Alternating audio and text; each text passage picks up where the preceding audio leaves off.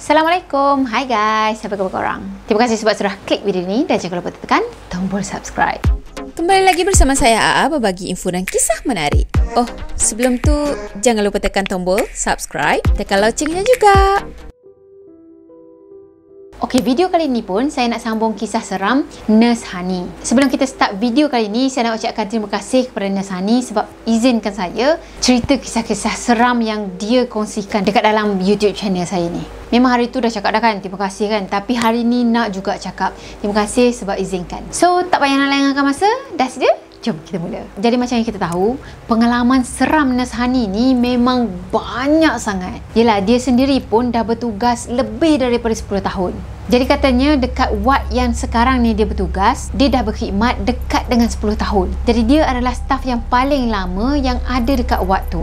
Jadi kisah seram kali ni adalah kisah yang mana dia menyambut hari jadi, menyambut hari kelahiran dalam kalangan staf dia. Sebenarnya memang dah jadi tradisi dia orang dah. Kalau setiap bulan tu, kalau ada stafnya yang berhari lahir pada bulan tu, memang dia orang akan sambut lah macam tu. Jadi katanya itu adalah salah satu tanda penghargaan sebab dia orang sendiri pun bertugas shift lain-lain kan. Dan masa itulah dia orang nak bersama-sama, nak mengeratkan lagi hubungan antara satu sama lain. Ada satu hari tu dia orang plan untuk buat majlis hari lahir untuk Kak Ida. Dan hari tu sebenarnya Kak Ida kerja shift malam. Jadi adalah yang datang awal sikit petang tu untuk buat persediaan, untuk buat preparation, nak bagi kejutan lah pada Kak Ida ni. Jadi dia orang pun macam sepakat lah, dia orang akan gunakan bilik nombor 1, bilik yang kosong masa tu, untuk buat majlis hari lahir dekat sana. Sebenarnya Hani ni macam kurang setuju sebab bilik nombor 1 tu dah ada sejarah yang menakutkan dah.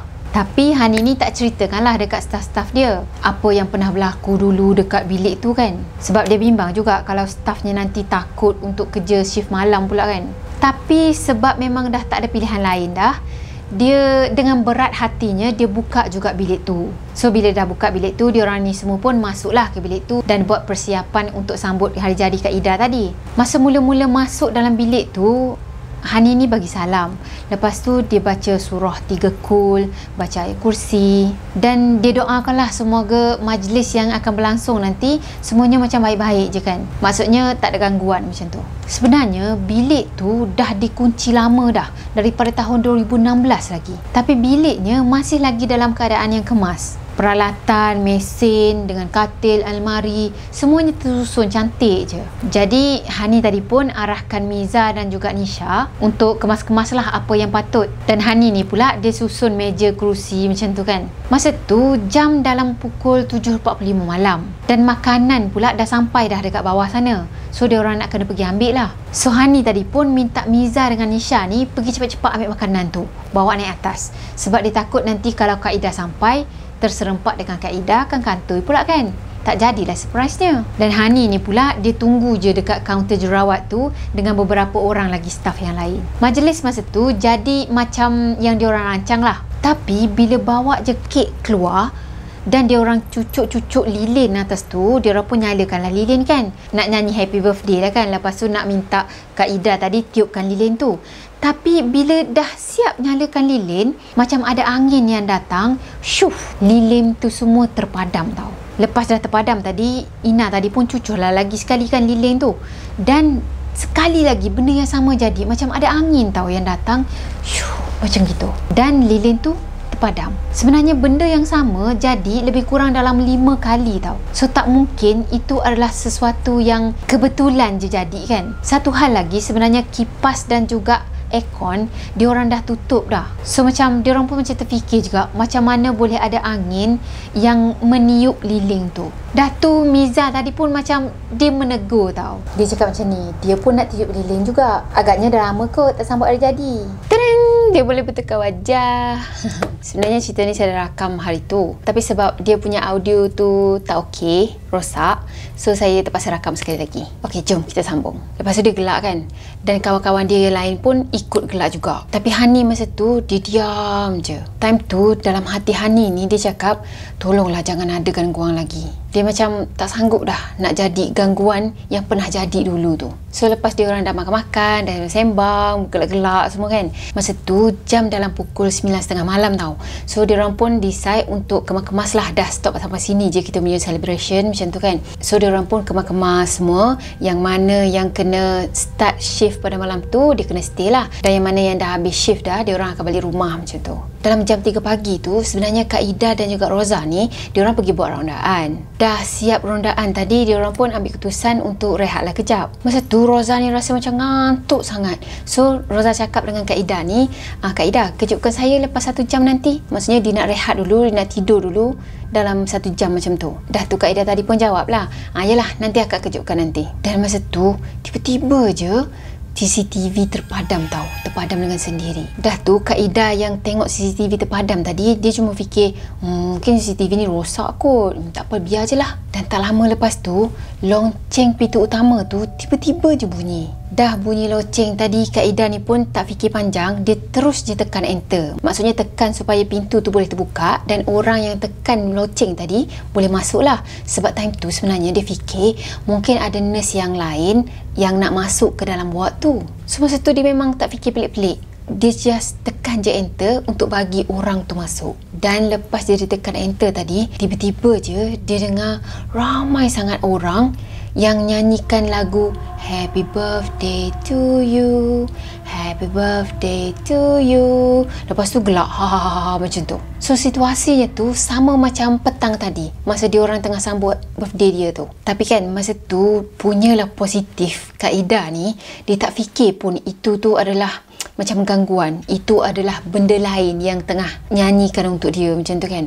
Tapi sebaliknya time tu dia fikir, siapa pula lah yang buat kejutan untuk aku ni macam tu kan. Kiranya time tu dia terdetik dalam hati dia yang mengatakan ada orang lain lagi, ada kawan dia yang lain lagi yang buat kejutan untuk hari jadi dia. Tapi sebenarnya tak ada. Kalau dia tak tengok dekat CCTV tu siapa yang masuk ikut pintu tadi, dia tak boleh nampak siapa yang masuk. Sebab kaunter jururawat tu macam ada ke belakang sikit daripada pintu utama. So memang kalau nak jenguk pun memang tak boleh macam tu. Dia memang kena tengok dekat CCTV tu. Tapi CCTV tak jadi time tu. So time tu dia memang tak tahulah siapa yang masuk, siapa yang bagi surprise party untuk dia pula. Tapi macam dah lama tunggu macam tu, tak datang-datang juga orangnya. So dia pun pergi ke arah pintu utama tu untuk cek lah siapa yang masuk tadi kan. Dah dia pun jalan lah pergi ke arah pintu utama tu kan.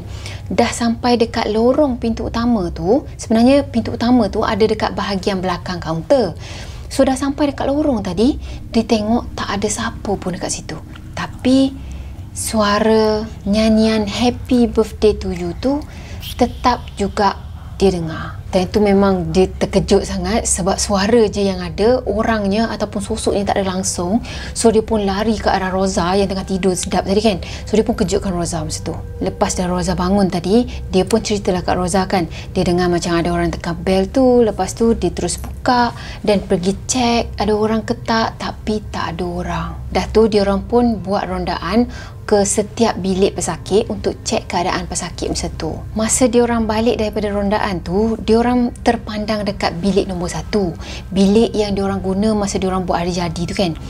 Dan masa tu dia tengok dekat bawah bilik tu, bawah pintu lah kan, ada cahaya daripada bawah pintu tu. Padahal Roza adalah orang yang terakhir yang keluar daripada bilik tu sebelum dia kunci balik kan. Dan Roza ni cakap memang dia pasti, dia dah make sure dah semua switch semuanya ditutup. Tapi macam mana boleh ada cahaya dekat bawah pintu tu, seolah-olah lampu dalam bilik tu terbuka. Masa dia orang perasan yang lampu tu terbuka, dan tiba-tiba dia orang dengar riuh sangat dalam bilik tu tau. Macam suara gelak tawa, lepas tu suara orang nyanyi Happy Birthday to you, Happy Birthday to you, selamat hari jadi, macam tu. Lepas dah dengar keadaan yang macam gitu tadi, dia orang terus lembik tau. Terus kakinya ni macam lemah habis. Dan dia orang cepat-cepat pergi ke arah kaunter jururawat, duduk dekat sana, lepas tu baca Al-Quran. Masa dia orang duduk dekat kaunter tu pun sebenarnya nyanyian Happy Birthday tu dengan gelak tawa tu semua tak tak hilang tau, walaupun diorang dah baca Al-Quran. Tapi suara tu semua diorang masih lagi dengar. Dan sebenarnya bukan suara happy birthday dengan suara Hilai Tower tu je yang diorang dengar. Tapi diorang juga dengar ada macam budak-budak kecil yang berlari-lari, main lari-lari macam tu kan. Dan diorang tu macam sambil-sambil gelak-gelak macam tu. Lari-lari gelak-gelak. Biasalah kan budak-budak kan. Tapi bila diorang cari daripada mana sumber suara budak-budak tu, tak ada pula diorang nampak ada kelibat budak-budak dekat situ. Tak lama lepas tu, dia dengar ada seorang pesakit ni panggil diorang, macam minta tolong macam tu lah kan. So dia pun dalam keadaan yang perasaannya yang takut tu, terpaksa juga pergi ke arah pesakit tadi. Kok-kok lah pesakit tu perlukan bantuan kan. Dah sampai dekat bilik pesakit tadi, dia orang nampak yang pesakit ni tengah duduk atas katil dia.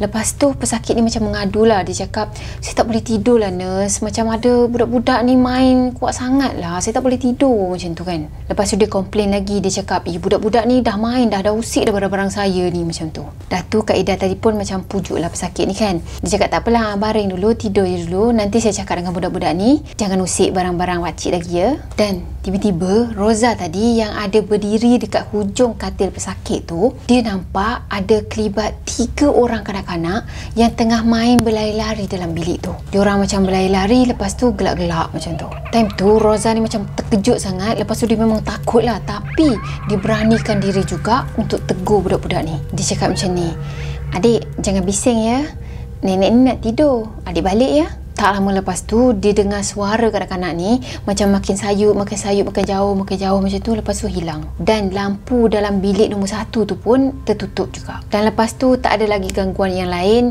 Bilik ward tu semua sepi je, sunyi je. Dan tak lama lepas tu, diorang dengar azan subuh. Time tu diorang macam fikir, Alhamdulillah, selamatlah diorang kan. Dan sejak daripada tu, diorang buat keputusan untuk tak buka lagi bilik nombor 1 tadi. Tamat. Jadi apa yang jadi sebenarnya dekat di bilik nombor 1 ni? So ceritanya, kisahnya saya akan ceritakan dalam video yang lain, insyaAllah. So saya rasa sampai di sini dulu untuk video kali ini. Maaf kalau ada yang terkurang daripada saya, dan maaf juga kalau saya ada menyentuh sensitiviti setengah individu. Dan kalau korang sukakan video ni, jangan lupa jangan lupa tekan tombol like, comment, share dan juga subscribe. Jumpa lagi di next video. Bye bye. Assalamualaikum warahmatullahi wabarakatuh. Bye.